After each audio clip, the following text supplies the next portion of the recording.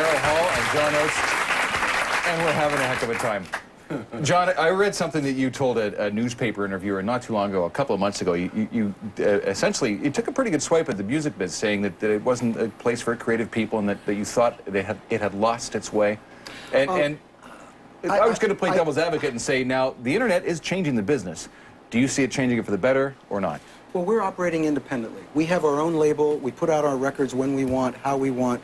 We operate kind of within the music business, outside of the music business. Yeah. And for us, it's the only way to do it. I think other people are following our model. We've been doing it for quite a while, since mid-90s. 96, yeah. And, you know, I think maybe what you quoted as what I may have said, I really didn't say that. There's plenty of creative people. There's thousands and millions of creative people. Unfortunately, the music business doesn't give them a chance to express themselves and see their creativity to fruition through nurturing a career. That's what I really. I think you did say something in that same interview about the place being run by bean counters. And did I say that? I think you did. Yeah. Okay. Sure. So we've got applause for our men and accountants. That's good. Right, that's good. We're batting 1,000. So is that different from when you began your careers? Was there more nurturing then and more stewardship? Our first label together was Atlantic Records. Now that, by any standard, is a major label, right? But in those days, it was completely artist-driven. I mean, you could basically do anything you wanted to do. They would do their best through their A&R department and through the different family of people they had, producers and arrangers, would try and make you, or not make you, would allow you to, allow you to be there to gun people like that. You were Reef Martin, my favorite person in the world, and Jerry Wexler, all those people. They were great music men. And they founded their company on that, on the idea that the artist is what it's all about. And at a certain point, it changed. It became, as you said, bean counter driven. No, he said. And I don't care. I don't have a record contract. They can't hurt us. We have that in common. But so you know, that's the truth. But you know, as John said, there's a lot of people now have realized that. I think a lot of great artists are out there, and I think there's a lot of frustration, and I think that a lot of people are doing it on their own and have realized that that's the quickest way to self-fulfillment and artistic or whatever. And creativity will always find its way through the internet, through independent recordings. It's going, you know, it will never be completely suppressed. But the mainstream music business is certainly not helping things. Well, I think we're in the middle of a change. I'm not sure where we're. We're in transition. You also told a guy that you want, if you were ever to write a book, and you may yet, you'd call it Strangers at the Party, because you felt that you and John were outsiders in this music business, which surprised me because you have had so much success and such impact and reached, you know, you've reached household name status, and it's kind of surprising to hear you guys feel like I think our music is accessible, and I think people naturally are drawn to it because of the tradition we work from, you know, soul music and gospel music and you know, just the kind of music that we like to do. I think a lot of people like, but at the same time, we've never been team, well, actually I'd love to be a team player, but they don't let me on the team, so. No, you know, there's no Daryl in team. So we got to form our own team. Right. And that's the truth. But I think we always have been, you know, individualists and mavericks in our own way. And unusual, as you say, the irony is that we had a lot of pop success and all that, but we've sort of done it in our own way. A lot of pop success is pretty much the understatement of the evening, I'd have to say.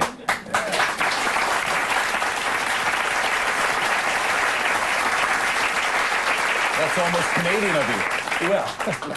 Well, you are a great team, and we're pleased and thrilled and amazed that you still are a team. Thanks for coming tonight. Well, appreciate it. It's terrific to meet you both. It's a great show. Thank you, John. Thank you. Thank you, Daryl. Thank you, folks.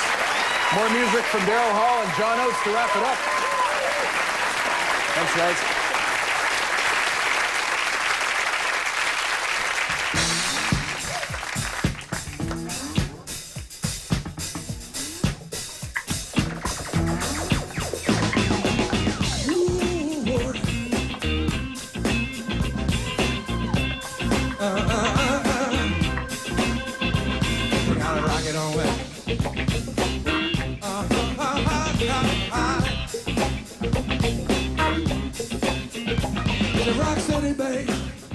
That's what I feel now.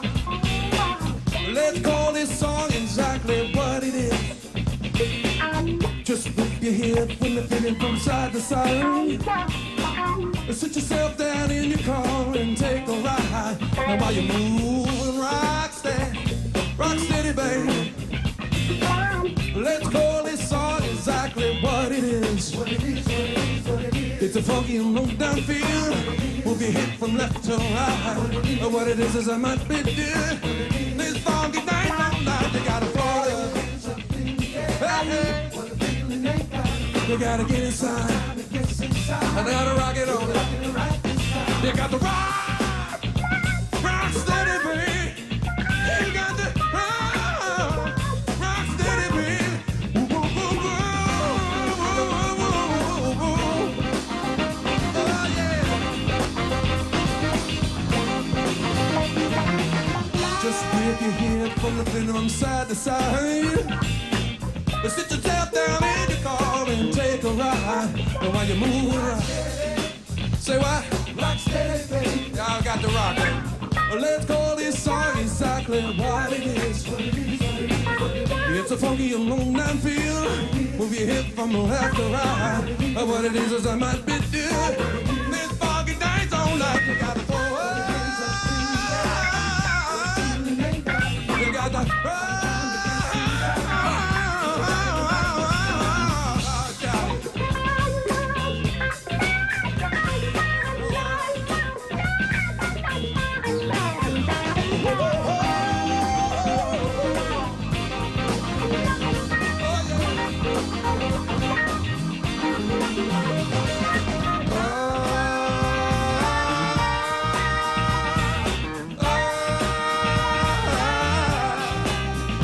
you got the rock, steady. You got the rock, steady. Like what a funky and low down feel. I move your head from left to right. What it is I might be doing. This funky dance all night. You got the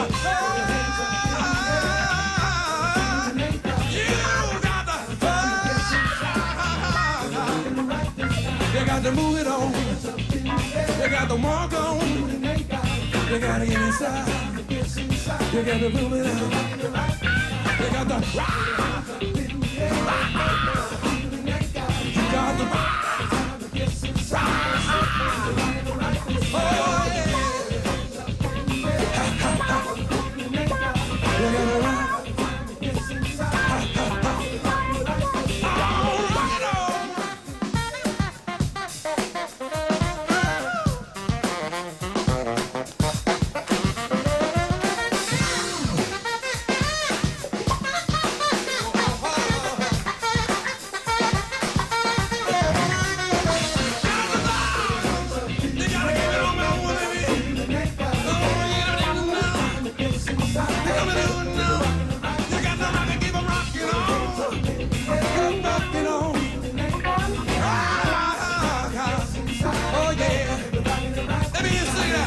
Throw your hands up in the air. Hey, hey. Oh yeah. All right, you'll be rocking it right this time. I got the throw it on. Hands up in the air. All right. You'll be rocking it right this time. Thank you very much.